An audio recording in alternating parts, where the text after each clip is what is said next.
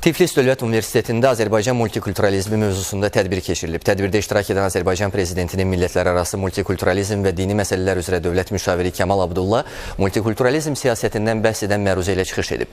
Müşavir yeni yaradılan Bakı Beynəlxalq Multikulturalizm Mərkəzinin əsas məqsədinin bir çox ölkələrdə Azərbaycandakı tolerantlığı, insansevərliyi, bugünkü inkişafı, tarixi həqiqətləri xarici ölkələrin ali məktəblərində tələbələrə çatdırmaqdan ibarət olduğunu bildirib.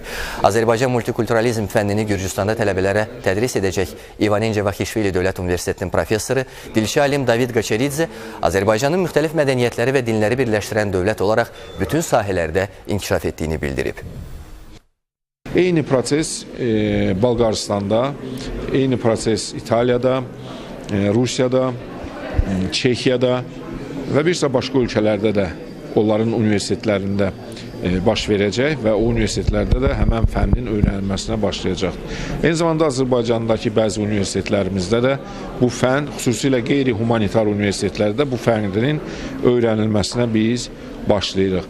Universitetlərin də sayı artacaq, coğrafiyada genişlənəcək və Azərbaycan xalqına xas olan o dəyərli mənəvi keyfiyyətləri biz bütün dünyaya çıxaracağıq.